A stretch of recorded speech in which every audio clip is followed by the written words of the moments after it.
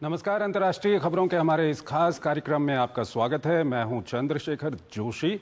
इस कार्यक्रम में हम आपको इस वक्त की बड़ी अंतर्राष्ट्रीय खबरें बताते हैं, साथ ही दो बड़ी खबरों पर अपने विशेषज्ञ मेहमान के साथ चर्चा भी करते हैं। आज हम बांग्लादेश में एक बार फिर खड़े होते राजनीतिक संकट और चावल के कारण जापान में मचे हाहाकार पर चर्चा करेंगे। कार्यक्रम के अंत में महत्वपूर्ण अंतर्राष्ट्रीय खबरें भी आपको दिखाएंगे, लेकिन आइए सबसे पहले देखते हैं इस वक्त की अंतर्राष्ट्रीय हेडलाइंस। बांग्लादेश में गहराई राजनीतिक अनिश्चितता, यूनुस के इस्तीफा देने की इच्छा की खबर पर अटकलों का दौर तेज। विपक्षी दल बीएनपी ने चुनावी रोडमैप जारी करने का बनाया दबाव।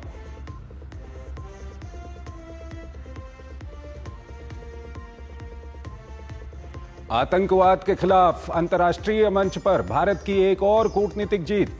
जर्मनी के विदेश मंत्री ने की पहलगाम हमले की निंदा, कहा आतंकवाद पर भारत को आत्मरक्षा का अधिकार।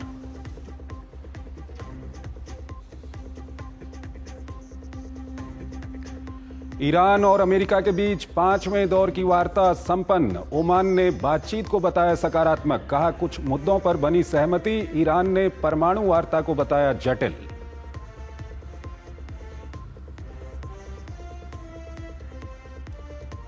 ईयू पर चला ट्रंप का टैरिफ हंटर, आयात पर 50% शुल्क की सिफारिश अगले महीने की पहली तारीख से होगा लागू। एप्पल पर भी 25% टैरिफ की धमकी, अमेरिकी बाजार में गिरावट।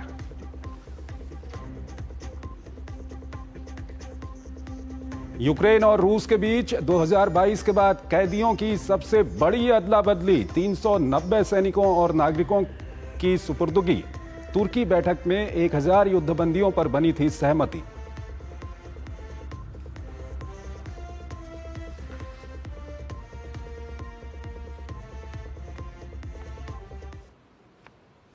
बांग्लादेश में एक बार फिर राजनीतिक अनिश्चितता का दौर शुरू हो गया है। बांग्लादेश के सेना प्रमुख और अंतरिम सरकार के मुखिया मोहम्मद यूनुस के बीच तनातनी की खबरों के बीच मोहम्मद यूनुस ने अपने पद से त्यागपत्र की धमकी दे दी है। दरअसल बांग्लादेश में जल्द चुनाव कराने और म्यांमार के रखाइन प्रांत के साथ मानवीय गलियारा बनाने को लेकर बांग्लादेश सेना प्रमुख और अंतरिम सरकार के बीच भारी विवाद की खबरें हैं। ये रिपोर्ट देखिए। सेना का भरोसा खोने की खबरों के बीच राजनीतिक दलों ने बांग्लादेश की अंतरिम सरकार के प्रमुख मोहम्मद यूनुस के खिलाफ हल्ला बोल दिया है। सेना प्रमुख वकारुज्जमा द्वारा खुलेआम जताई गई नाराजगी के बाद से बांग्लादेश के राजनीतिक गलियारों में तख्ता पलट की अटकलें तेज हो गई हैं। इस दावे को हवा मिली गुरुवार को हुई सलाहकार परिषद की बैठक के बाद। कहा गया कि यूनुस सहयोग न मिलने से नाखुश हैं और इस्तीफा देने के बारे में सोच रहे हैं। इस खबर पर छात्र नेता और यूनुस के करीबी माने जाने वाले नाहिद इस्लाम ने भी मुहर लगाई। यूनुस से मुलाकात के बाद नाहिद ने कहा कि उन्होंने बताया कि अगर सहयोग नहीं मिलेगा तो वे पद पर क्यों बने रहेंगे।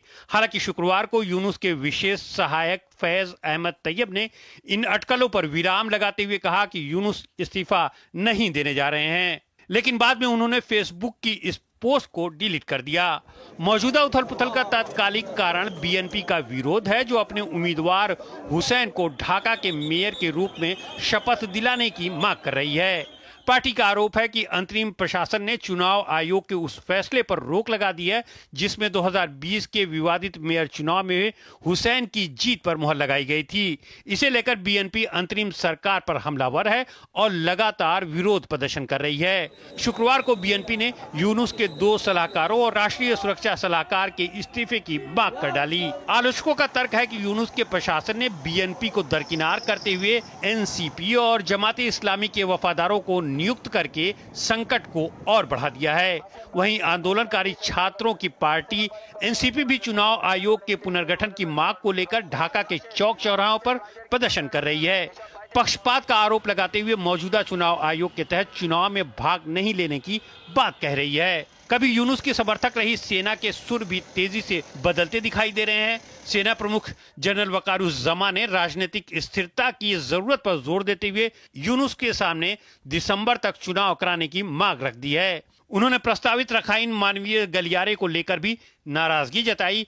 वकारुज़्ज़मा ने इसे खारिज करते हुए कहा कि ऐसे फैसले लोकतांत्रिक रूप से निर्वाचित सरकार द्वारा लिए जाने चाहिए। दरअसल बांग्लादेश के चटगांव से म्यांमार के रखाइन प्रांत तक प्रस्तावित एक मानवीय सहायता गलियारा है, जिसका उद्देश्य गृह युद्ध और भूकंप से प्रभावित म्यांमार वासियों तक राहत पहुंचाना है।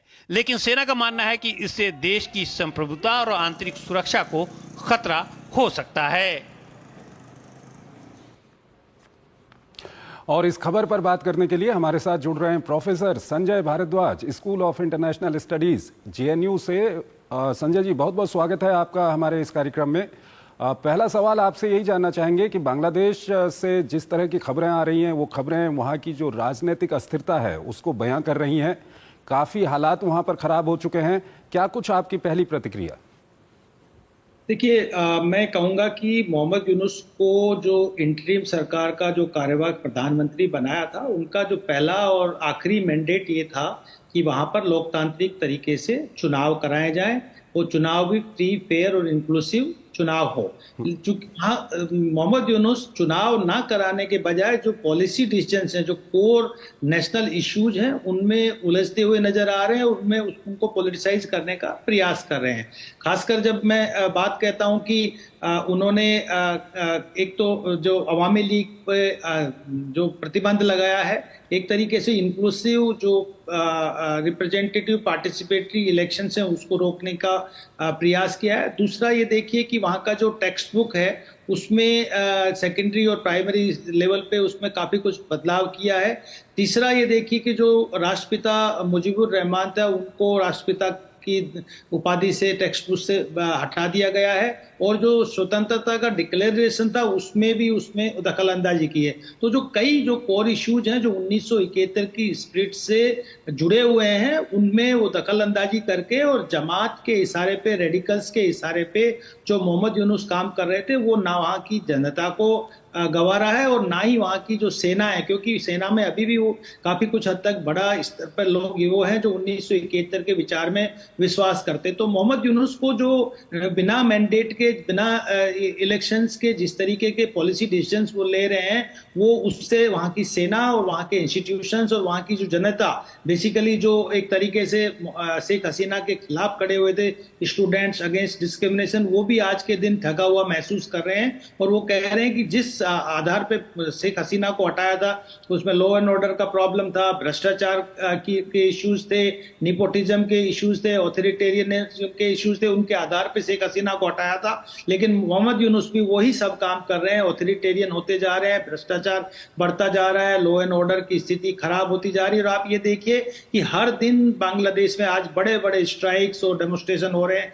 एक रिक्शा जो यूनियन है, उन्होंने इतना बड़ा डेमोन्स्ट्रेशन, इतना बड़ा प्रदर्शन किया। स्टूडेंट्स हर दिन गलियों में और रोड पे आए हुए हैं, क्योंकि किसी तरीके से कोई पॉलिसी डिसीजंस उस तरीके के नहीं लिए जा रहे कि वो डेमोक्रेसी और डेमोक्रेटिक इंस्टीट्यूशंस को मजबूत करे। तो एक तरीके से बांग्लादेश को मोहम्मद यूनुस गृह युद्ध की तरफ धकेलने का प्रयास कर रहे हैं। इसमें वहां की जो सेना है, एक तरीके से कोई भी भूमिका हो, लेकिन उन्होंने संज्ञान लिया इस बात पे और उनपे और एक तरीके से प्रतिबंध लगाने का प्रयास किया मोहम्मद यूनुस। संजय जी, जो सेना और अंतरिम सरकार के बीच में मुख्य विवाद इस वक्त आ रहा है, एक तो चुनाव कराने को लेकर के सेना चाहती है कि दिसंबर तक चुनाव करवाए जाएं, दूसरा ये जो म्यांमार के साथ एक ह्यूमन कॉरिडोर बनाने की वहां पर जो रखाइन स्टेट के साथ, ये काफी महत्वपूर्ण वहां पर निकल के आ रहा है। मैं ये जानना चाहता हूं, क्या मोहम्मद यूनुस अभी भी यूएस डीप स्टेट के दबाव में काम कर रहे हैं वहां पर?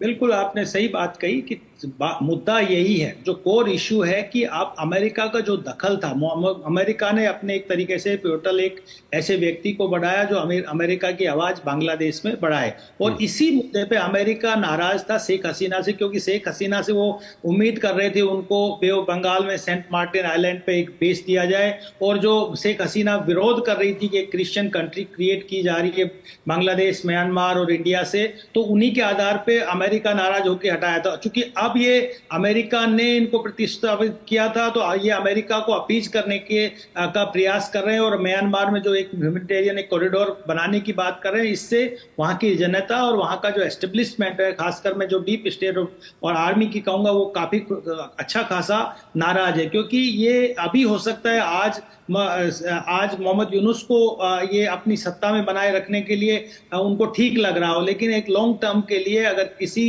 एक्स्ट्रा रीजनल पावर्स को इस तरीके से अपना बेस दे देंगे, अपनी जगह दे देंगे, तो ये न केवल बांग्लादेश के लिए, पूरा ईस्टर्न साउथ एशिया सब रीजन के लिए एक बहुत बड़ा स्ट्रेटेजिक डेफिसिट क्रिएट हो जाएगा। और इसी बात को एक बात मैं और जोड़ना चाहता हूं कि शेख हसीना से भी चाइना ने भी कई बार प्रयास किया कि आप सोना दिया डीप सी पोर्ट दे दीजिए, हम यहाँ पे इन्वेस्टमेंट करेंगे चाइनीज, लेकिन शेख हसीना ने कभी भी अपनी संपूर्णता से कोई कंप्रोमाइज नहीं किया, ना ही चाइना से किया, ना ही अमेरिका से किया। लेकिन अमेरिका जिस तरीके से मोहम्मद यूनुस का इस्तेमाल करके अपना एक स्ट्रेटेजिक डेप्थ बनाने का कोशिश करा, चाहे उनका मकसद कुछ भी हो, चाइना को कंटेन करने की बात हो या बैलेंस करने की बात हो, ये एक अलग मुद्दा है, लेकिन ये बात मान के चलिए कि लॉन्ग टर्म में ना केवल बांग्लादेश के, बाकी पूरा जो ईस्टर्न साउथ एशिया रीजन है, इसके लिए एक खतरा को अमोल लेना है। तो इससे एक बहुत बड़ा रोष है बांग्लादेश में और वहां के जो एस्टेब्लिशमेंट है, और इसीलिए मोहम्मद यूनुस के लिए मुश्किलें बढ़ती जा रही है। और क्योंकि वो अच्छा गवर्नेंस नहीं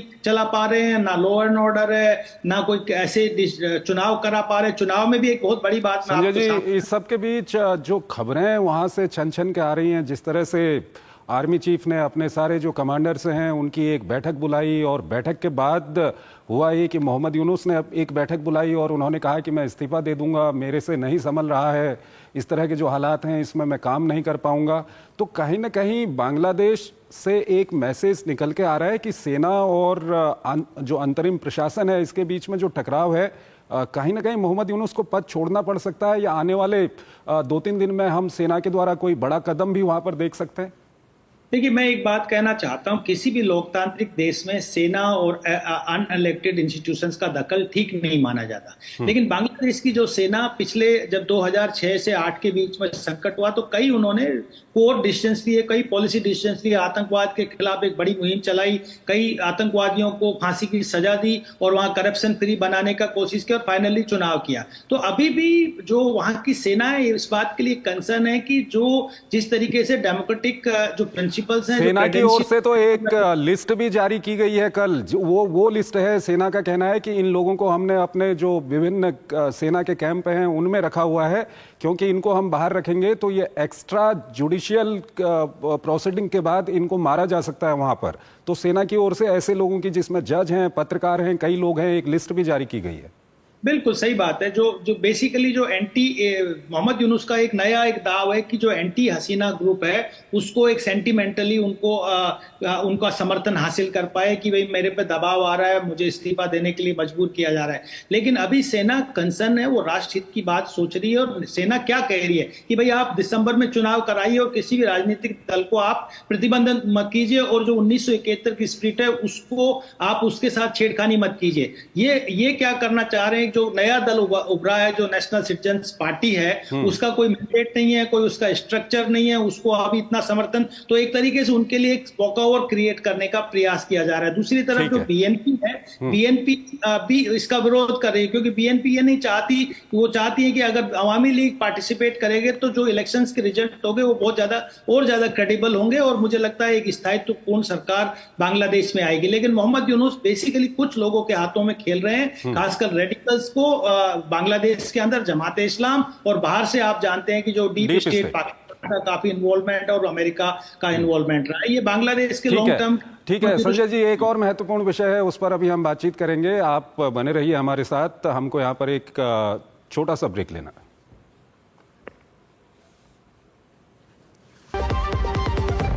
सस्ते वाले दाल मसाले स्वाद हुआ बेकार, MDH की हल्दी मिर्ची धनिया करे कमाल, रंग दे ये खुशबू दे ये तीखा ये कम पड़े, क्या निराला MDH मसाला। जो लक्ष्य चुना था समझ आने लगा है। GLA यूनिवर्सिटी, उच्च लक्ष्य की निश्चित प्राप्ति। जब धरती चीर कर निकलता है लोहे का पत्थर और मिलता है मोंगिया के जोश से, फिर तपता है पिघलता है और बनता है फौलाद। अब होता है सरिया सारी खूबियों के साथ। मोंगिया स्टील, मजबूत देश का मजबूत सरिया। जब घोष बाबू को किस्मत ने जोर से टक्कर मारी, 1,60,000 का बिल आया, पर उनका चेहरा खिलखिलाया। हाँ, क्लेम भी अप्रूव हो गया। ताड़ाताड़ी। कार इंश्योरेंस लेना महंगा नहीं होता है, नहीं लेना महंगा पड़ सकता है। वाह घोष बाबू, अच्छा किया इंश्योरेंस लिया। बुद्धू, नई कार जीतने का मौका। वाओ, पापा को सरप्राइज दूंगी। बस थोड़ी सी तो उनकी डिटेल भरनी है। रुक जा बुद्धू। व्हाट? ऐसे पॉपअप से सावधान रहो, स्कैमर्स पर्सनल डिटेल्स का गलत यूज कर सकते हैं।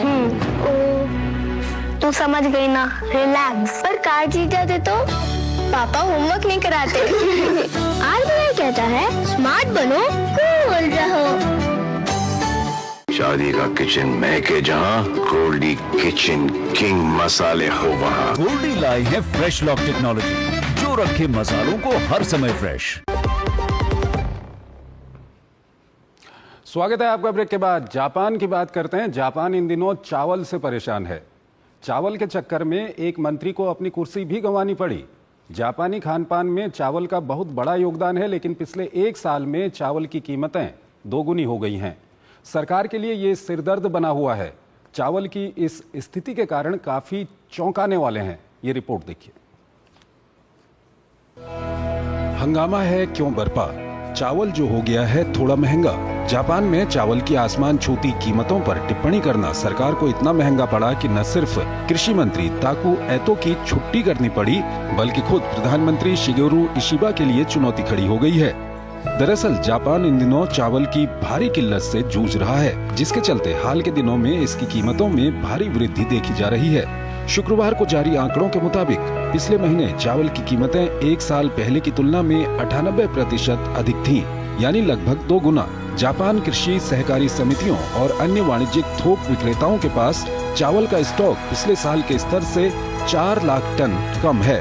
ऐसी स्थिति में कृषि मंत्री का ये बयान चावल कभी खरीदा नहीं, समर्थक उपहार के तौर पर पहुंचा जाते हैं, सरकार के गले की फांस बन गया है। ऊंची कीमतों के कारण खुदरा विक्रेताओं और उपभोक्ताओं ने सस्ते विदेशी चावल की तलाश शुरू कर दी है।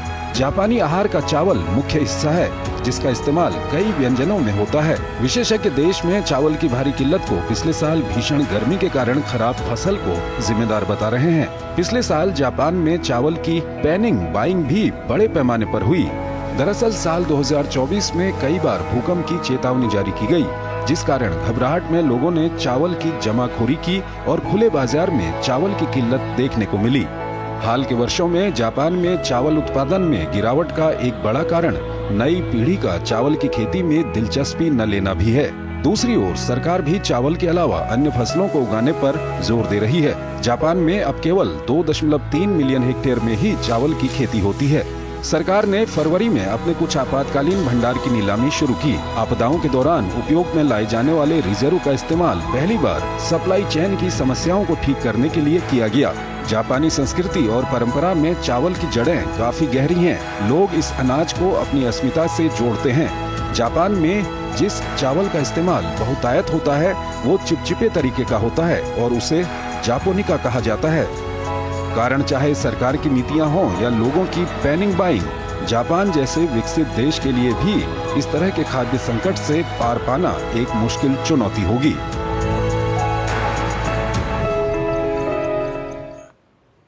प्रोफेसर संजय भारद्वाज हमारे साथ जुड़े हुए हैं, विदेशी मामलों के जानकार हैं, school of international studies JNU से जुड़े हुए हैं। संजय जी, जापान की बात करें तो चावल के कारण वहां पर हाहाकार मचा हुआ है, एक मंत्री को इस्तीफा भी देना पड़ा, क्या कुछ कहेंगे? मैं जो मेरी एक बात समझ में आता है, मैं हाल ही में एक जापान पे एक यात्रा पे गया था और वहां पर जो सस्टेनेबल डेवलपमेंट गोल पे बात हो रही थी और उसमें सबसे जो बड़ी बात आई कि जो फूड सिक्योरिटी की जहां तक बात है और जापान इस बात के लिए भी कहता है कि फ्रीडम फ्रॉम वांट, ठीक है। तो इसमें जो सबसे बड़ी बात आई कि कोविड-19 हुआ, उसमें जब चारों तरफ से एक तरीके से बाड़ाबंदी हो गई और सब तरीके की सप्लाई चेन को बंद कर दिया गया, तो जापान ने ये बात रियलाइज किया कि हमारा जो फूड फूड सफिशिएंसी है वो सिर्फ 45%, यानी कि हमारा डिपेंडेंसी जो है दूसरे देशों पे वो 55% है। तब से जापान ने अपनी जो फूड नीति है, जो प्रोडक्शन है, खाद्य पदार्थ है, उनमें परिवर्तन लाने का प्रयास किया और सेल्फ रिलायंस की बात कही। और मुझे लगता है कि ये एक बहुत बड़ा फैक्टर है कि जिस तरीके से जो चावल के एक विषय पे कि चावल का आप इंपोर्ट कर सकते हैं, आप अपनी खाद्यान्न पूर्ति कर सकते हैं, लेकिन एक मंत्री, क्योंकि वो वहां पे जो भ्रष्टाचार का जो आरोप लगा और जो एक होर्डिंग का आरोप लगा, उसके आधार पे रिजाइन करना पड़ा। तो एक बहुत बड़ा एक सेंसिटिव इशू जापान में शुरू हुआ। जापान का दूसरा जो एक बहुत बड़ा फैक्टर है कि जापान को एग्रीकल्चर के सेक्टर में एक नया इनोवेटिव और नया टेक्नोलॉजी के रूप में जाना जाता है। ये मॉडल भारत में भी कई जगह से एग्रीकल्चर के सेक्टर्स में अपनाने का प्रयास किया, लेकिन चूंकि इनका जो डिपेंडेंसीज, ये ज्यादातर मशीनरी पे ज्यादा ध्यान देते थे, दूसरे जो प्रोडक्शंस, इलेक्ट्रॉनिक गुड्स हैं या बाकी जो टेक्नोलॉजीज है उन पे ज्यादा ध्यान देते थे, फूड प्रोडक्शंस पे ज्यादा ध्यान नहीं देते थे। अभी जापान ने जो अपनी नीति कोविड-19 के बाद परिवर्तन की है कि हमको हर तरीके से अपने आप को सेल्फ सफिशिएंट बनाना है, और उसमें जो खाद्यान्न का विषय है, जिसमें चावल भी है और बाकी जो प्रोडक्शंस हैं, उन पर ध्यान देने का प्रयास किया। तो मुझे लगता है कि ये जापान में बहुत सेंसिटिव इशू है, और बाकी विषयों के साथ में जो खाद्यान्न की आपूर्ति का विषय है वो भी जापान में जो एक स्थायित्व की बात है, जो सप्लाई की बात है, उसको पूर्त करने की बात करता है। संजय जी, आप ही की बात को आगे बढ़ाऊंगा कि टेक्नोलॉजी के बारे में जो आपने कहा कि जापान इतना डिपेंड हो चुका है, आंकड़े ये बताते हैं कि जापान के अंदर जो प्राइवेट फार्मिंग होती है, जो किसान हैं, वो जो 70 साल से ऊपर के किसान वहाँ पर फार्मिंग करते हैं, लेकिन जो नई पीढ़ी है वो खेती किसानी में नहीं आ रही है, इसको भी एक बड़ा फैक्टर वहाँ पर बताया जा रहा है। और साथ ही साथ पिछले कुछ सालों में सरकार के द्वारा चावल की जो पैदावार है उसकी जगह दूसरी फसलों को लगाने के लिए प्रोत्साहित किया गया लोगों को, इसको भी एक फैक्टर बताया जा रहा है।